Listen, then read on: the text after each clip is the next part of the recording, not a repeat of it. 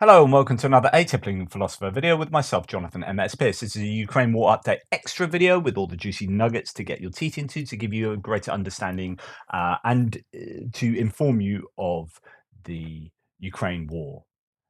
So let's get started.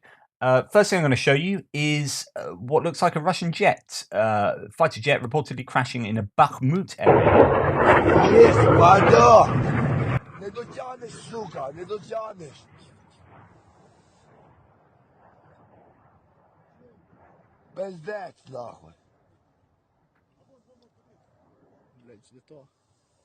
And there you go. So it goes down. Yes. Yeah. So evidence of another jet meeting its end there, and I don't know what happened with the pilot. I don't know whether that initial thing we saw at the beginning of the video was the parachute coming out there, but that plane has gone down, and the fighter pilot could have been. Depends where that falls, of course, as to what happens with the pilot. Those pilots are super important for capturing. They are worth an awful lot because training those guys up is takes a lot of time and effort and money. So there you go. Russians taking out their dead ones, 200s. That's the code word for dead. I think 300s are injured on armored vehicles.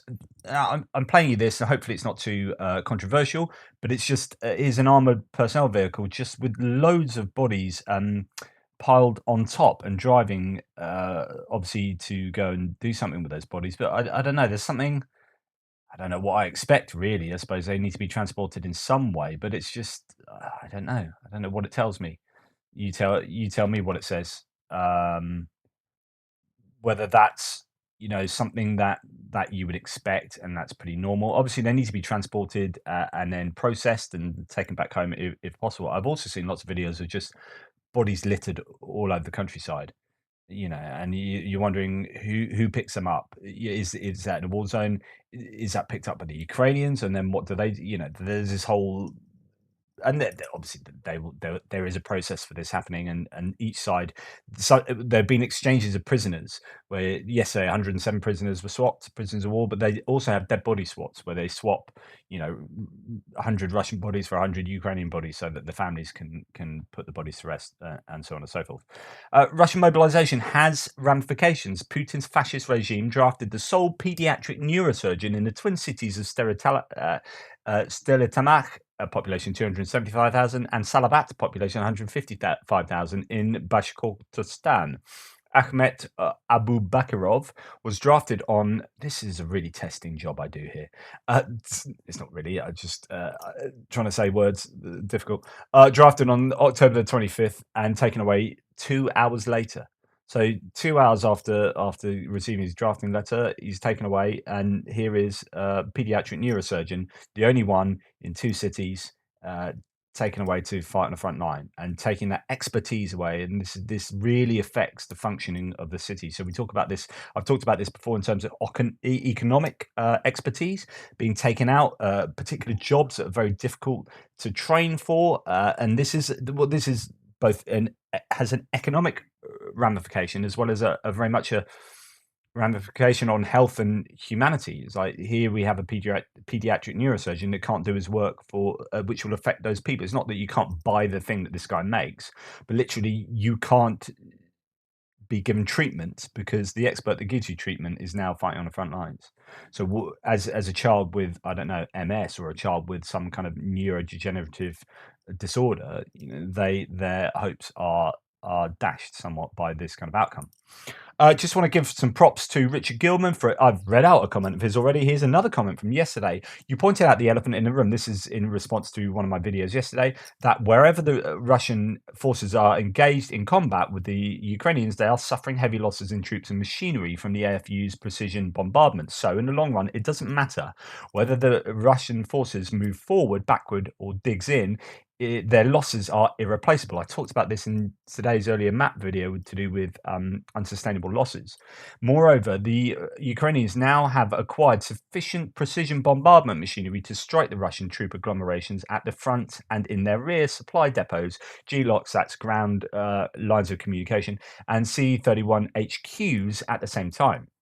This is precisely what is happening in Kherson, the airfield. The Ukrainians have the occupiers trapped in Kherson City like fish in a barrel, and as a bung secured so no fish escape, although that's I think some have been escaping quite a lot. Today's reports from Kherson City indicate that the occupiers are attempting to withdraw from Kherson. Flags have been removed from public buildings, roadblocks were everywhere, but troops were not in evidence. However, their withdrawal is highly problematic as the Ukrainians struck and destroyed the pontoon bridge and the crossing point in Novokokhovka Dam and on the left bank of the Dnipro River again last night. I anticipate that in the next week, panic among the trapped occupiers will cascade to the level of a bag to cats thrown into the Dnipro River to drown. Bag of cats. There's a lot to be said about that, and I think there's something to be said about the attrition of the Russian forces. What goes on in Kherson, I think, as I talked about in the earlier video today, is open to debate. I think they have probably got a lot of troops out successfully, the Russians, and that has been, you know, a pat on their back for that kind of tactical withdrawal. If that really has happened, it's just there are so many unknowns. But what you will see out of this is, so in Kherson, they may be able to get troops out, but they won't be able to get that equipment out. And there will be a massive attrition. So they are, as he says here, suffering heavy losses in troops and machinery with precision bombardments. They will lose. They have lost a lot of machinery from bombardments in Kherson. They will lose a lot more from that which is captured as a result of that net closing in. I thought it's just an interesting comment. So thank you for that, Richard. And this is a comment from Defective, who gave a massive wall of text comment, which is really, really insightful. He mentioned something about China needing Russia. And I said, thank you for a very good comment. I would add that China's strategy is one of it wasn't in that part actually. I said, but something I've been thinking about. China does not need Russia, or at least I think they are partly on the fence, because they would massively profit from Russia losing. If Russia loses, China steps in to pick up the pieces, owning Russia as a vassal state and controlling all of those natural resources while still being on good enough terms to then deal economically with the rest of the world. They could even lay claim to some of the eastern provinces and potential food production given climate change. This is something I've been thinking a lot about. Why has China not really stepped in to defend Russia? Well, it's actually because if Russia wins, China wins, and if Russia loses, China wins. Whatever happens here, China come out better. Either they get the strongest axis with Russia if Russia wins, and they are best pals and they can use Russia's natural resources. But if Russia loses, China steps in and says, "Okay, we'll help you back up. But in exchange for that, we are going to have access to your to the eastern provinces. Maybe we're going to have access to your natural resources. You will become our vassal state."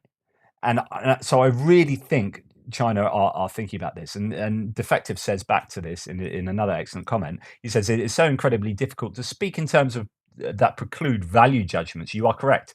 China does not need Russia. Rather, they require the utility that Russia currently provides.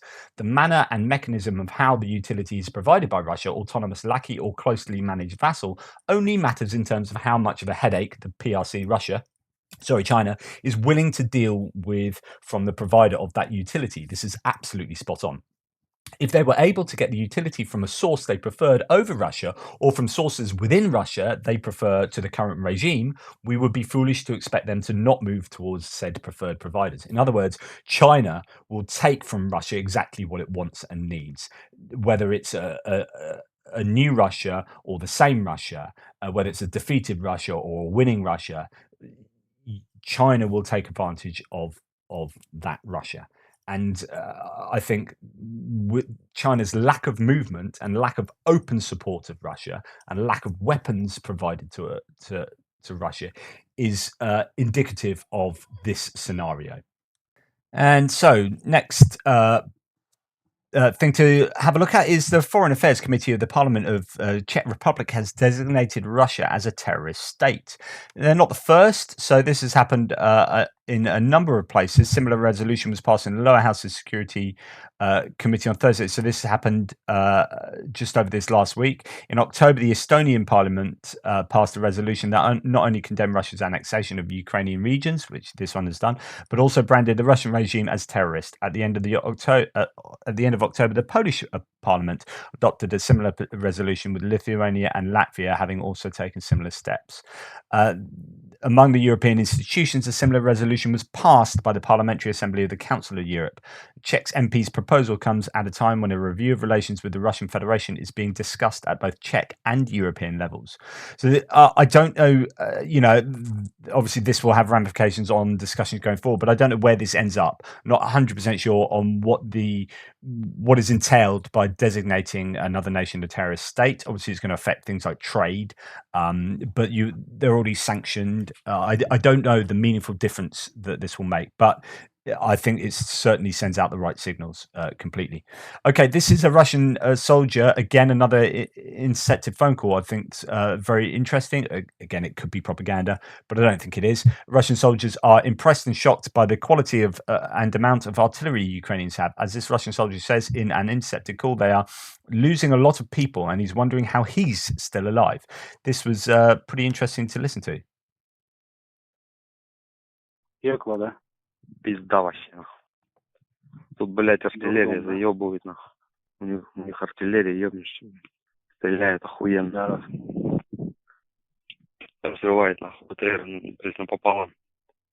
А наши вообще никто стрелять не умеют, нахуй. Даже думаю, как бы съебаться побыстрее отсюда. Вот это аккуратнее. Я тебе говорю, здесь пиздец. Я не знаю, каким я чудом, блядь, нахуй еще, блядь, сука, жив, блядь.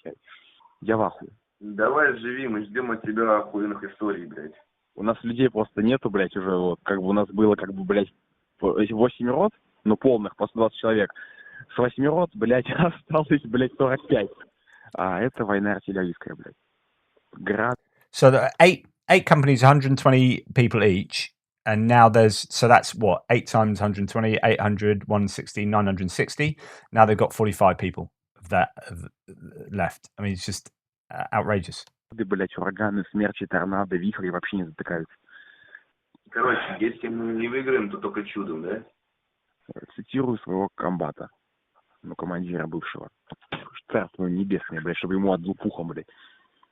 Вы идете на бой, если что, пизда других дебилов нарожает. Ну, блядь, мне кажется, его в бою свои же завалили. Скажу так, по экипировке, по сравнению мы с хохлами, ну не то, что совсем, блядь. У них Interesting that his own commander was killed by his own in combat. So there you go. I don't know whether that's friendly fire, accidental, or on purpose, because he doesn't seem to like him very much. У каждого ночника, у каждого тепляк. У каждого бронники облегченные. Причем облегченные не в плане того, что, блядь, они хуёвые, то, что они охуенные и облегченные. Which is fascinating. So they've got not just any old lightweight kit, they've got really good lightweight kit. And I saw 2 Russians the other day. They were Wagner mercenaries, actually, and they took an armored vest of Ukrainians to do firing practice on it or see how effective it was. And they couldn't believe that bullet didn't do anything to the vest. And they took it apart and they were just like pretty amazed. And I keep talking about how the Ukrainians just have really decent kit compared to the Russians. Okay, this is a mine clearing vehicle that I've already shown you from above before, but this is one doing its work from the ground. And what it does is it sends out these explosive charges in 2 very long sort of streams, if you like, sets of wire that go back to the vehicle, I presume, and it blows them up. And that clears, and also the shockwave blows up further mines if they're there. Now, it's not.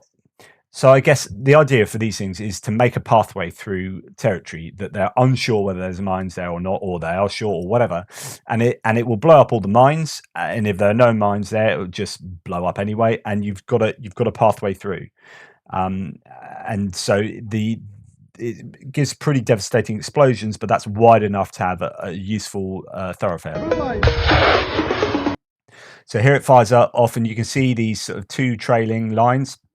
I don't know if there's something that keeps that connected to the vehicle. Doesn't look like it, actually, but somehow they are able for those to blow up. I don't know whether it's on a timed charge or whether they detonate it from the vehicle. and it is a pretty substantial explosion. The one we saw from the air the other day, you could see the shockwaves that went off from that out to the sides, and as I say, apparently that can have an effect on mines as well. So it's not just mines that might be underneath this, but mines that could be out to the side, and the shockwaves will detonate them. But yeah, it's just a pretty impressive piece of kit that, and then that's seeing that from the angle of the ground. Here we have Russians talk. Now, I talked about this, and I know there are quite a few sort of people of all political persuasions watching this, and some who are very, very pro-Republican, some who are MAGA Republicans, so Make America Great, so Trumpian Republican side of the party. Now, I talked about how some of those politicians who are trying to gain favor with their base, or because they believe this just outright, are saying that they're not going to write a blank check to Ukraine anymore, and that they might put a kibosh on, such overt support for Ukraine. And people came back to me saying, "Oh, that's either not true, or those people will not represent a large enough part of the Republican Party to make any difference at all." I think that latter is certainly true. So I don't think it will make much of a meaningful difference, even if there are a number of them, a sizable minority who do believe that. But the Russians are actually using that as a good bit of propaganda. So they're hoping that a Republican-led Congress will turn the tide in the favor, but they completely blank out that 90% of all Republican senators and 75% of congressmen voted in favor of weapons for Ukraine. Pure desperation. But this is interesting stuff. I won't play it all. You can find it at Julia Davis. But they are wanting MAGA republicanism to win in the midterms that are taking place over in the coming days. This for them, that will be a big win. They see this side of the Republican Party as most friendly to them. And I guess, what does that tell you then? If you are one of these MAGA Republicans standing for election, what does it tell you of Putin and his propaganda network and mechanism are supporting you? If those are your friends, are you positioning yourself in the right place? I don't know, or maybe that's unfair of me. You'll let me know. Right, where to next? Okay. German gas storages at 99.19% capacity. Raiden, I'm not sure what that means, at 92.2%. German gas consumption in October decreased by 33.1% compared to 2021. What this says is that the Germans are using, as according to October, a third less of their gas, and they've got the storage capacity up to basically 100%. So you gambled, Vladimir, and you lost. So this is Putin trying to use gas and energy to blackmail Europe, and Germany in particular, who were incredibly dependent upon German gas and oil. Gas is much harder for Russia to do something with if people aren't buying it straight away, because it's harder to store, but it's also more difficult to ship to alternative places. You have big gas pipes put in place, but if those gas pipes get turned off, what do you do with that gas? So Russia have been burning gas because they literally can't do anything else with it. The fact that Germany have not only got their stocks up but reduced, and this is great news for Germany, but and great news for the environment. These guys have reduced consumption by 33%, which means that will be something going forward that will continue. So they won't need to demand as much over the winter, one would assume. And they have the storages up, so that fantastic stuff. Well done. This is Prigozhin, who is in charge of the Wagner PMC military group, and he used to deny that he had anything to do with that. Now he's kind of proudly standing at the front, and he's been on these, been recorded going to prisons trying to recruit people. But anyway, while he rambles about oligarchs not paying their share for the Russian war effort, which he has been saying, and even suggesting Stalin methods to convince them to do so, he tomorrow opens a glass palace for his Wagner mercenary company. So just have a look at this place. So this is for the money involved in mercenary activities.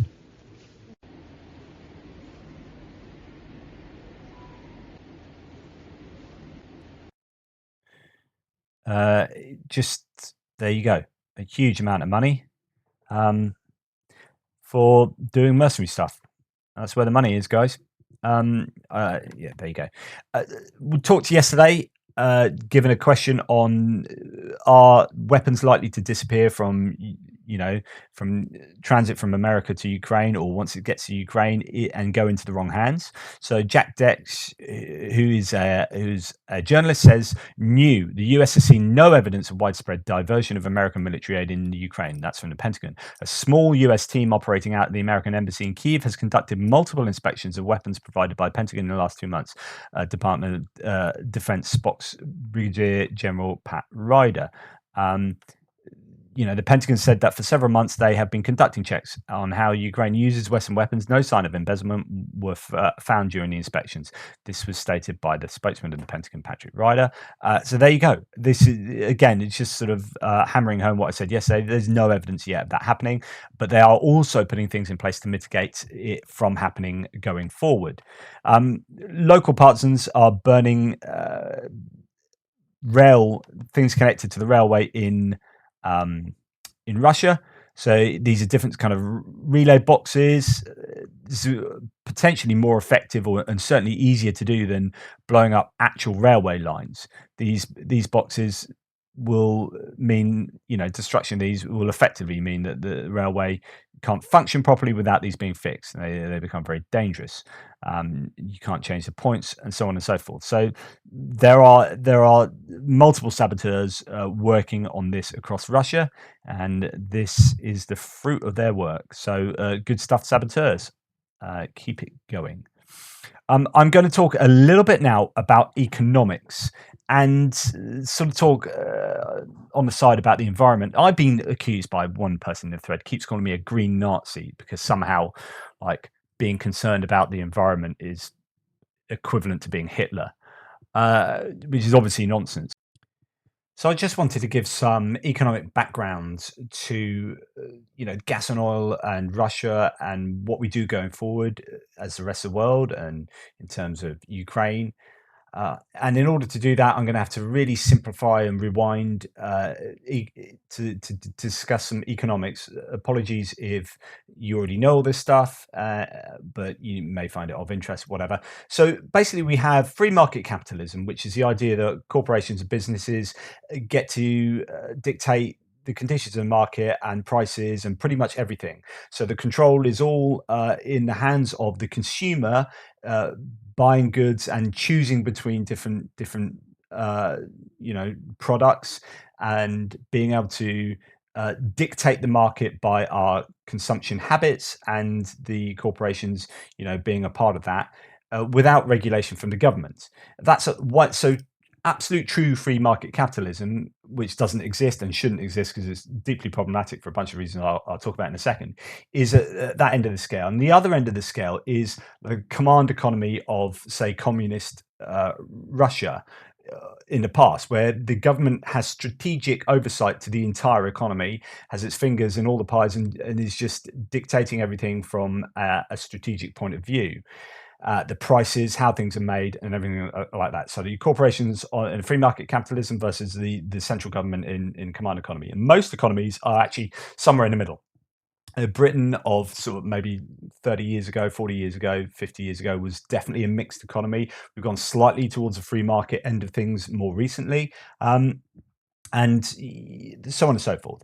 The problem with the free market capitalism, the Austrian kind of economists, von Hayek and Mises and the Chicago Club of Milton Friedman and whatnot, is that the free market capitalism cannot arbitrate for morality. What do I mean by that? What I mean is the free market is operating in an amoral way. It's just, it's about maximizing the profits. If you were to make some coal and put coal sludge in a river, right? As long as you're making profit, that's fine. The coal sludge in the river is just not an issue. Someone else can clear that up. It's not my problem. If I'm using so what happened in the Industrial Revolution in Britain is that we used to send children down the mines and children into the factories and children up chimneys. And then we introduced the Factories Act, the Climbing Boys Act, all these different acts to make sure we didn't have child labour, right? Because there was a cost to society for having children go to work. Okay, they couldn't go to school. We didn't really have an education system. Blah blah blah blah. This sent the free marketeers mad. Okay, because they're saying we're making all this profit. We'll not be able to make this profit. It's like, yeah, but you're sending children into the factories and some of them are dying, and it's not good for humanity. And if we want an educated, society with which has goals and ambitions and the ability to become even better, then actually it's not a good idea. So the free marketers didn't like that, but regulation was brought in. Big bad regulation. Regulation's brought in so that we don't send children down the mines. Right, workers' rights, and this is where trade unions came in, and it's all about workers' rights because the free market can't arbitrate for those sort of problems. We get into a point now where we're trying to strip back workers' rights. Actually, you see what's happened in the UK, but anyway, that's a whole other debate. In economics, you get something called a negative externality. So a negative externality is a cost in producing something that is not borne out by the producer. So if you're making widgets, right, you say, for example, I'm making widgets and I'm going to pollute this river next to where I make the widgets. It's part of the production process where I pollute the river. But I don't pay for that river to be cleaned up. And that costs society. It costs us environmentally in lack of biodiversity. It costs us in clean drinking water. It costs us in someone else having to clear that up. So I make my widgets and I make £1 million profit. Brilliant, fantastic. But in the costs of me producing that, the cost to me is not the cost of what I've imposed on society. So that polluted river is what's called a negative externality. So it's an external cost that's negative, and it's who will pick up the pieces of that? Well, the taxpayer. So the people who aren't even buying the widgets necessarily. The general taxpayer has to clear that up, either themselves physically in their own time by charity, or the government has to come and pay for it to be cleared up, the council or whatever. The only way you can arbitrate for this kind of thing, for negative externalities, is to impose regulation on corporations and business entities. So you say, right, if you pollute the river, you will be fined and you'll be charged to clear it up. And this will deter you from doing that. So you're going to have to now think about ways to make your widgets without polluting the river. Smoking. So the negative externality of smoking is lung cancer and health of the society, but that's not borne out by the cigarette manufacturers. Okay, there you can talk about tax, and you have Laffer curves, and things are very interesting with smoking because it turns out that possibly you're getting more tax than it costs for that. But the general principle is negative externalities are negative costs to the production of a thing that are not borne out by the producer. So when you're talking about oil and gas and talking about climate change and pollution, these guys are at the moment making record profits. Okay. ExxonMobil have just announced record profits. BP have announced record profits as £7.1 billion in this quarter alone, the third quarter. Just phenomenal amounts of money, whilst the rest of us are going through a cost of living crisis. Gas prices are crazy, blah, blah, blah. We like to blame our governments. It's not our government's fault. We are going through a cost of living crisis due to all the stuff that's going on globally. We know it's not our government's fault because most of the governments are experiencing this. People like to blame Biden for the gas prices and for cost of living, but actually you should come over and see our gas prices, so on and so forth. So yes, there are things that people can do about this, but essentially we're going through a cost of living crisis, and we're having charities set up, money available for people to help with their heating. The utilities regulators in the UK are setting up ways of being able to cope over the winter. And meanwhile, BP are making record-breaking profits on the back of this, right? So they're extracting profit out of someone who, obviously the earth and natural resources, but out of consumers. Somewhere along that line, consumers are paying that. We're paying for it at the gas pump. We're paying for it, in utility bills. Or all along that line, we are paying for the profits of these massive corporations.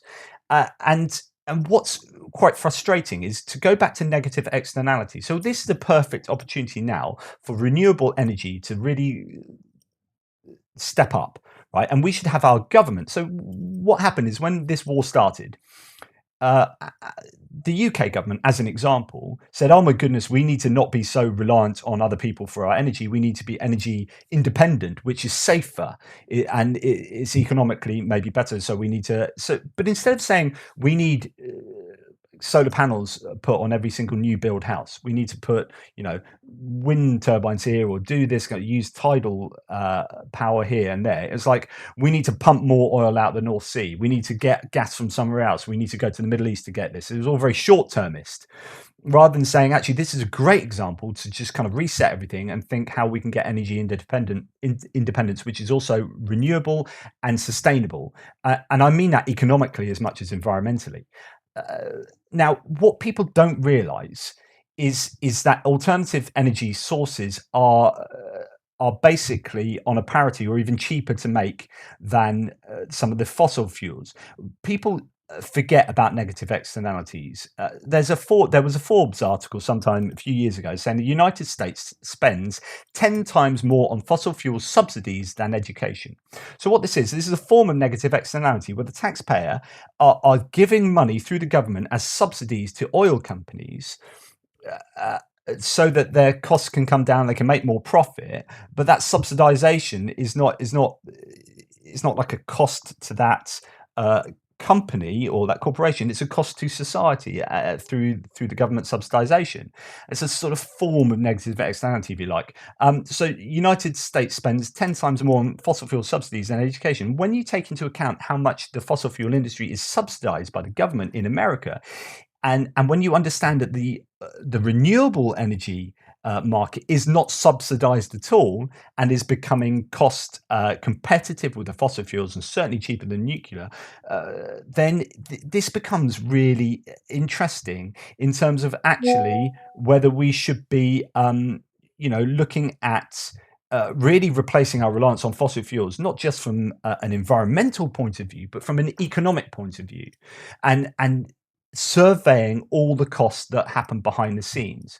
That Forbes article was pretty interesting because it says a new IMF study shows that the US, and when was this from? Let me go away. Thank you.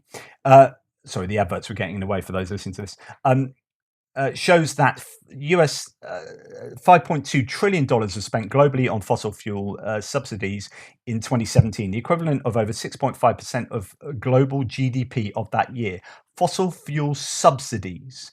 So that is as money given to fossil fuel industries in the world. It represented a $500 billion increase when since 2015, when China and the United States and Russia were the largest subsidizers. So the United States subsidized the fossil fuel industry in 2015 to the tune of $649 billion.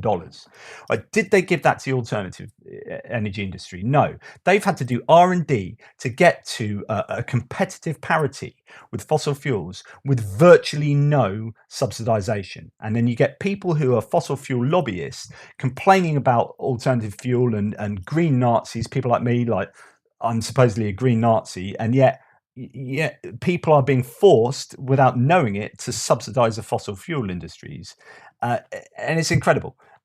So once you start, I'll just read this bit because it talks about negative externalities, and then I'll move on. So despite nations worldwide committing to a reduction in carbon emissions and implementing renewable energy through the Paris Agreement, the IMF's findings expose how fossil fuels continue to receive huge amounts of taxpayer funding. The report explains that fossil fuels accounts for 85% of all global subsidies and that they remain largely attached to domestic policy. Had nations reduced subsidies in a way to create efficient fossil fuel pricing in 2015, the IMF believes that it, quote, would have lowered global carbon emissions by 28% and fossil fuel air pollution deaths by 46%, and and increase government revenue by 3.8% of GDP. Now, this is the interesting part as far as I'm concerned. The study includes the negative externalities caused by fossil fuels that society has to pay for, not reflected in their actual costs. In addition to direct transfers of government money to fossil fuel companies, this includes the indirect costs of pollution, such as healthcare costs and climate change adaptation. By including these numbers, the true cost of fossil fuel use into society is reflected. And this is really important. So it's understanding that the cost of fossil fuels isn't just, the cost for them to pump it out of the ground and to refine it for you to buy it, but there are other costs, negative externalities that are thrown into that. You talk about the Trump administration rolled back stuff on being able to put coal sludge, I think, in rivers and stuff like that. Well, then who pays for that? Like that has to get cleaned up, or everything dies and your water table is poisoned. So who pays for that? Oh, the taxpayer pays for that. So the corporation can come along and pollute this river, doesn't have to pay for it, but the taxpayer does, which costs you and everyone. And it's not reflected in the value of the product. Anyway, all of that gets back to, what's this have to do with Russia? Okay, well, if we want to get away from our dependence on Russian oil and gas, we need to be thinking about the alternatives, including nuclear, throwing into that for that big chunky like industrial usage of energy. We need to be thinking about alternative solutions and alternative sources of energy and fuel, but we need to be honest with how we are adding up how we're doing the calculations. We need to be honest with how much money we are giving to fossil fuel industries whilst they are making record-breaking profits. And they are making record-breaking profits out of this crisis, this war. And there is something that, in my opinion, has to change. Now, don't call me a green Nazi, because it's juvenile, and B, it's just not helping at all. These are big problems that need big solutions. And being proud of driving around in a big gas guzzling car is a weird thing. Like, why would you be proud of something that's deeply inefficient and is causing pollution? I mean, would you like to sit by the tailpipe of your gas guzzling car and breathe that in? Would you like your children to? No. So, okay, it's not a great thing. So how can we improve that? Does there need to be regulation to improve that? How do we make the world a better place that's better for our healthcare, but better for us economically as well, and better for us in terms of security? This is about energy security. So we need to move away from dependence on oil and gas for not only environmental reasons, but for economic reasons and for international security reasons. But this takes some really bold moves. This, if it doesn't happen now, it will never happen. This is the most perfect time to, this is the perfect time to change our policies to reflect our desire to move to a post-fossil fuel existence. And this war has really given us that opportunity, but I don't think we're going to grasp it, because everyone is rushing around the world trying to cozy up to anyone who produces fossil fuels and saying, yeah, we'll have more of that, thank you, because we can't get it from Russia because we sanctioned them, so on and so forth. I don't know. This war is showing us the problem of dependence on fossil fuels for one particular reason, and therefore we should get off the use of those fossil fuels, but don't just run away to other fossil fuels. Think about actually whether fossil fuels at all are what we need to concentrate on in our energy mix, especially when we subsidize fossil fuel industries to the tune of trillions of dollars worldwide a year. So remember, I'm not trying to preach some kind of liberal environmentalist, tract here. This is an economic necessity, a geopolitical necessity, as well as an environmental necessity. This is the only way that like green technology and the green economy will ever work is if it's cost effective to do so, if it's attractive as far as economics and finances are concerned. Otherwise, people always go to the cheaper alternative. But when the cost of using fossil fuels is so high, then we need alternatives that can fit the bill. Worth thinking about, right? Anyway, thank you so much to everyone who has supported this channel, watched, liked, subscribed, shared, and all that kind of stuff. Thank you so much to the members. I'm going to give props to members, new members: Holly Irving, RNH Endersby, Bo Janssen, Johannes Kilioris, John Nayrick, Craig McLemore, and my old school faves: Mitch Mazarol, Mon Kismo, Vaguely Agnostic, Ricky Johnson, Chindi Chimbaloo, and Sabra Burzevicht. Really appreciate all of you for being on board with the channel, and I look forward to speaking to you all tomorrow.